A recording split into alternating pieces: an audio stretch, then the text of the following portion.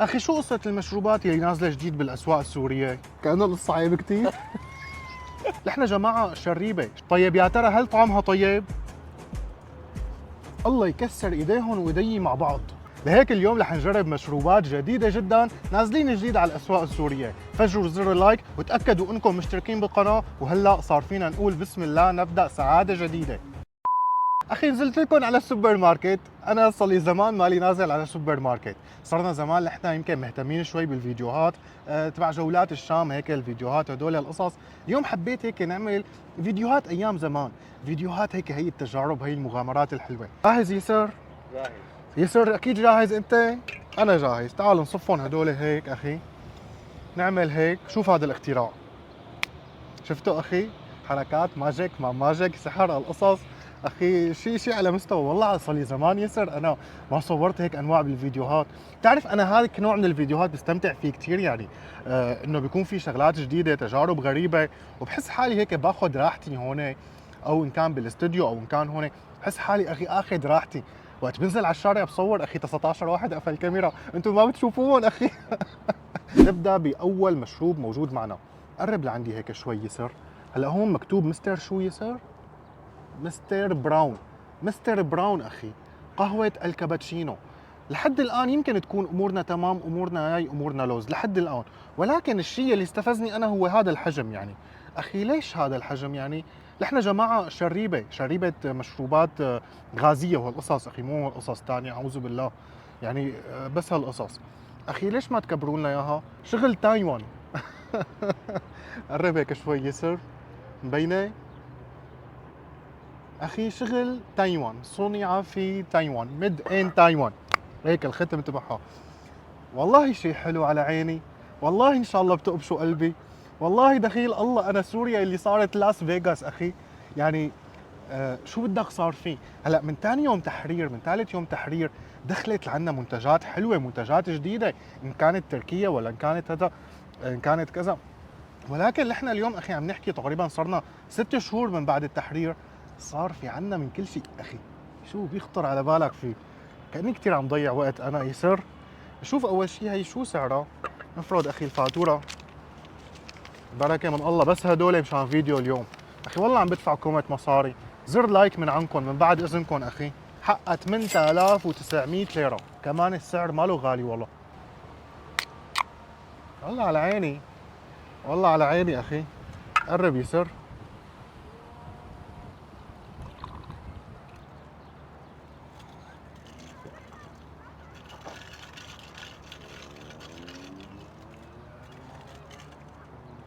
تمام اخي، بينت شو الطبخه.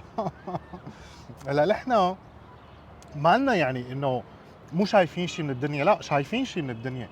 يعني نحن اخي متعودين على ايس كافي اللونا، الايس كافي الفيرتيكا وقت كانت مقطوعه اللونا مثلا، طيبه ثقيله هيك عم تشرب ايس كافي. يعني انت يعني فهمت علي شلون؟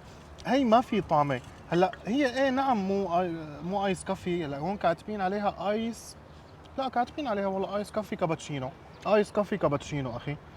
والله بالنسبة إلي يعني أنا فيني أقول عنها 4 من 10، يعني مشان الحلال والحرام. المشروب الثاني اللي أنا شوي هيك كمان حسيته نوعا ما غريب أو جديد أو شيء مالي مجربه، يلي هو هي الجالكسي بنكهة البندق. أخي الجالكسي تعرفي منها مشروب، يعني تعرفي منها شراب، في منها عصير، ما بعرف سموها اللي بدكم إياه. تمام أخي، مكتوب عليها المملكة العربية السعودية. تحياتي، ان شاء الله تقبشوا قلبي اخواتنا بالسعوديه. هي جاي حقها 18200 ليره. اذا ما طلعت طيبه انا بدي انبحت معلم. جهزوا حالكم، قول بسم الله الرحمن الرحيم. والله مالي عرفان انا هيك سعره. انا اخذتهم حطيتهم بالسله اخي هيك مثل الاكابر، حتى تبع الكاشير اللي اشتغل لي شو اليوم مشروبات اخي عصير كذا فيديو، قلت له ايه والله، بس ما يعني استحيت اقول له كل شغله قديش سعرها يعني بصراحه. 18200 لك اخي، انا بدي اشربها هيك مشان مع الثلج. تمام. هلا مبين في عنا قوام تقيل، في عنا هيك شغلات نوعا ما تقيلة. 18200 ليرة، بسم الله الرحمن الرحيم.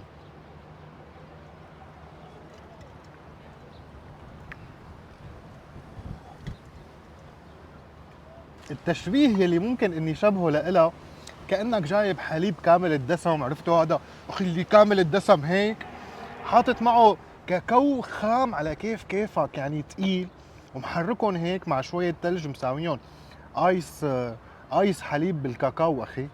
ايه هذا هيك، هذا طيب، بس كسعر ما حسيت شوي مبالغ فيه، لكن طيبة. فكر اني اشتريها مرة ثانية اكيد لا، لاني مالي مرتاح لدرجة اني ادفع حق مشروب اخي 18200 ليرة. فينا نعطيه 7/10.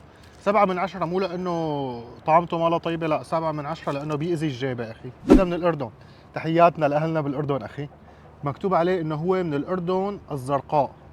هذا اسمه هوت تشيلي سبايي. والله ما بعرف، انا اللغه عندي شوي تعبانه. عصير سبايسي ب 3700 ليره. بس سبايسي يعني شو قصه هذا المشروب السبايسي؟ قرب هيك شوي يسر.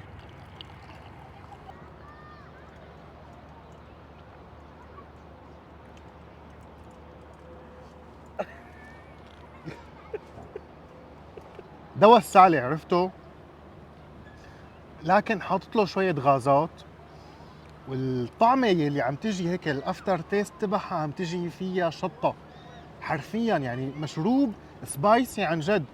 هلا طيب، ما بعرف، ما فيني اقول عنه طيب، وبنفس الوقت ما فيني اقول عنه سيء كمان.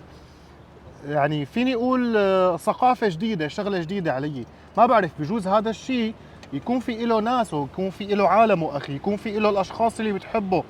شغلة جديدة علي، ما فيني اقول عنها سيئة، ويمكن فيني اقول عنها طيبة من بعد ما اشربها مرتين ثلاثة أربعة. هلا وصلنا لشغله اسمها مونتيس. هذا المشروب اخي اسمه مونتيس. اخي والله ما بعرف اذا هذا الشيء مقاطعه ولا لا، ولكن اذا طلع مقاطعه انا جدا اسف، واذا ما طلع مقاطعه بنجربه. على العموم هذا سعره رخيص كثير، يعني ارخص شيء موجود معنا اليوم سعره 35 الف ليره سوريه. يعني الله يكسر ايدي لاني ما شفت الاسعار وقت كنت هنيك عم بشتريهم، والله لو عرفان كنت سويته مقاطعه. لو ما كان مقاطعه اخي كنت طلعت عليه 100 اشاعه و100 حجه. 35 الف ليره على هذا الشيء، ليش اخي؟ وين فايتين انتم بهالعجقه؟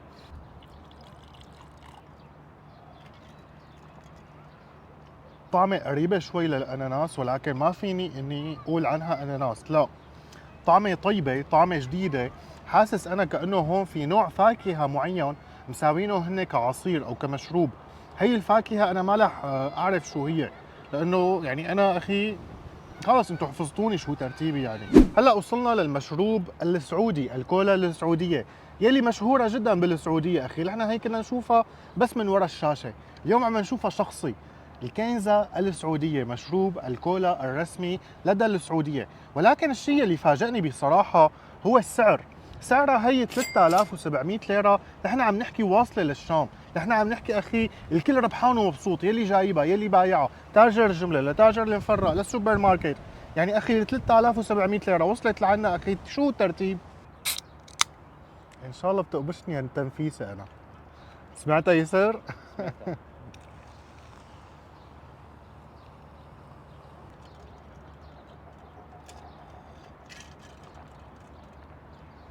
طعمة طيبة جيدة، فيني شبهها بطعمة المندرين القديمة اللي كانت موجودة عنا. ولكن بصراحة يعني مشان أكون صادق أخي، البيبسي السورية اللي احنا على فكرة البيبسي شغل عنا، يعني ما تقولوا إنه بيبسي مقاطعة أو شيء، لأنه معملها شغل عنا، وكان في موجود عنا عقوبات وكذا، بقى منفصلة عن البيبسي الأساسية. يعني أنا هذا اللي بعرفه، وصلت لمصادر تأكدت من هذا الشيء. ما بعرف إذا هلا بعد رفع العقوبات ممكن يصير في تنسيق بينهم وبين شركة بيبسي، ما بعرف. ولكن نحن المهم يعني شو الزبدة أخي، المشروب هذا البيبسي اللي عنا بالنسبة لي أطيب من هي بشوي. يعني هي طيبة جيدة، لكن ككولا أنا فيني أعطيها 6/10. مياه غازية بنكهة الفراولة والبطيخ. هلا أنا في عندي مشكلة نوعا ما مع كلمة مياه غازية. العالم أخي بتحبها بتشربها، ولكن أنا في عندي تحفظ على هذا الموضوع أخي. المياه الغازية المنكهة، نحن في عنا مي الطبيعية هي الطيبة هيك الكذا أخي. يعني أخي هذا الإنسان الشرير يعني بده يحرفنا عن الطبيعة، ما يفوتنا بمياه غازية منكهة. عرفت ظبطت هيك هي يسر؟ مهم أخي. ولكن لقيتها موجودة بالسوبر ماركت. هي جاية تركية أخي، جاية ماركتها ما بعرف الفظها هي يعني إن شاء الله تكون واضحة. هي جاية سعرها 3100 ليرة، سعر جيد. قل بسم الله الرحمن الرحيم، نبدأ سعادة جديدة.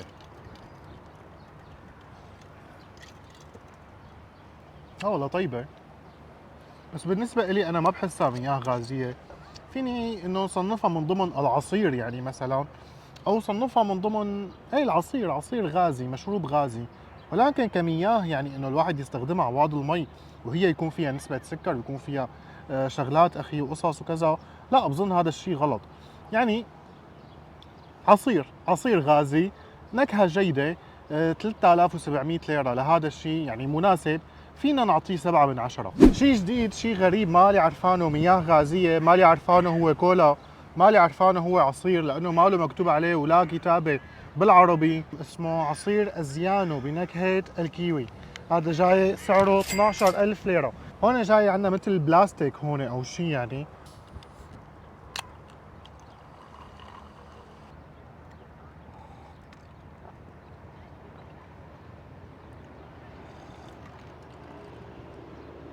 جيد، ما بفكر ارجع اشتري مرة ثانية. يمكن لانه ما فيها الطعمة القوية، ما فيها الغازات القوية، بس ما فينا نحكي عنه غير هيك.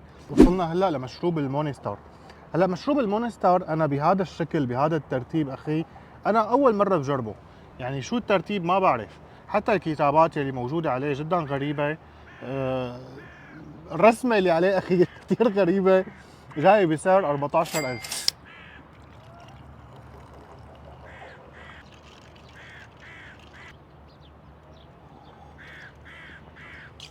يعني الطعمة جيدة، لكن لا مو هي الطعمة الطيبة، مو هي الطعمة اللي نحن بنحبها بمشروب الطاقة، أو نحن اللي متعودين عليها بمشروب الطاقة. في نكهة تفاح، نكهة التفاح غريبة، ما بعرف كأنه تفاحة منزوعة يمكن أو شيء. وصلنا هلا للبايسون الغريبة أخي. أخي ليش هيك جاي لون البايسون؟ شو القصة؟ هلا هي مكتوب عليها انه شغل النيمسا يعني البايسون الاصليه، مكتوب عليها حلال. طبعا كل شيء كان موجود معنا من مشروبات حلال اخي، مشان ما حدا يقعد بالتعليقات يقول لي يا كافر يا زنديق يا مدري شو اخي اوعى. لا لا لا اخي اوعى، انا والله الحمد لله رب العالمين ما بعرف هالقصص يعني، بفضل من الله مالي ضايقه ولا بفكر اني دوقها يعني، الحمد لله اخي. بس هي ليك حلالها، وكل شيء مشروبات كانت معنا حلال. اتفقنا اخي اتفقنا. طيب بس ليش هي هيك جاي لونها هي البايسون؟ هاي جايه بسعر 6000 ليره. والله سعرها رخيص ولو لتكون مقلده يعني او مالها الاصليه. ليش سعرها 6000؟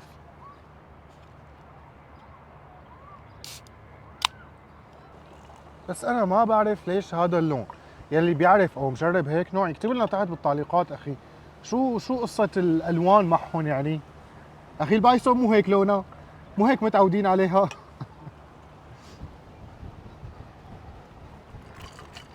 حسيت نفس طعمة البايسون العادية أنا.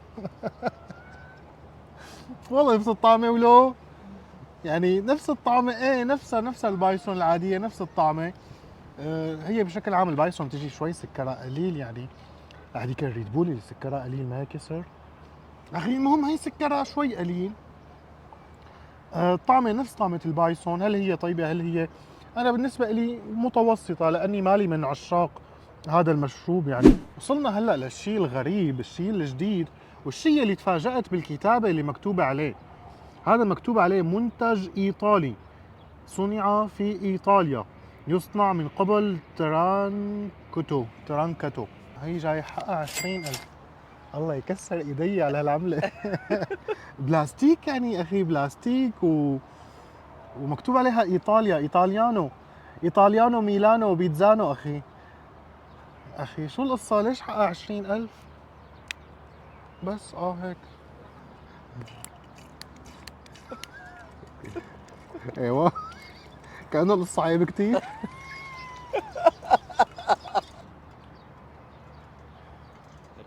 عزيزي المتابع، هي جاي عبارة عن مي مضاف عليها نكهة كتير كتير كتير خفيفة، وب20000. وشغلة وقت حطيتها هيك حسيتها شوي عيب، والطعمة كتير عادية، و20000. والله يكسر ايديهم وايدي مع بعض. في هذا المشروب كمان مكتوب عليه هون ستروبري، مكتوب عليه هون جو اب. هذا جاي يمكن ماركة كولا او شيء تركي على ما اعتقد، جاي بنكهة الفريز. هي جاية بسعر 4000 ليرة. نشوف الكولا التركية شو ترتيبها يعني نحن. ايوه هلا التنفيسة حلوة، تنفيسة من إلا دخيلها التنفيسة.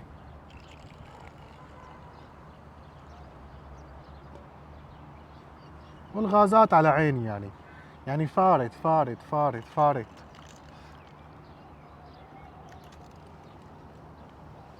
نكهة صفر، طعمة بس غازات، ونكهة الكولا كتير خفيفة. وصلنا هلا لمشروب اسمه فيمتو. هذا المشروب اللي احنا كتير كمان كنا نشاهده من وراء الشاشات، لكن شخصي اخي كمان ما كنا نشاهده ابدا. مشروب غازي بنكهة الفواكه. هذا المشروب على ما اعتقد انا انه هو سعودي، تمام، المملكة العربية السعودية. جاي بسعر تقريبا 4000 ليرة، يعني السعر معقول جدا. اوه ما عم تمزح. هي سمعت الطقة يسر؟ ايوه شوف لي اللون الغامق والغازات اخي، تمام. بسم الله الرحمن الرحيم. والريحة الحلوة، والله في ريحة. يعني هلا اغلب المشروبات اللي كنا عم نجربها عم صبها وكذا هيك، يعني ما في ريحة هون. في ريحة هون. ما فينا نقول عنها انه جلاب، لا، فينا نقول عنها انه والله ما بعرف ايه، شغله قريبه من الجلاب، لكن غير الجلاب يلي عنا، غير عصير الفواكه اللي عنا، غير هي الكولا المندرين اللي احنا تبع الفينيتو اللي عنا. الفينيتو، هي فيتو، هذيك اللي عنا فينيتو. هي طعمه طيبه، واللي عنا طعمتها طيبه، انا كثير بحبها يعني.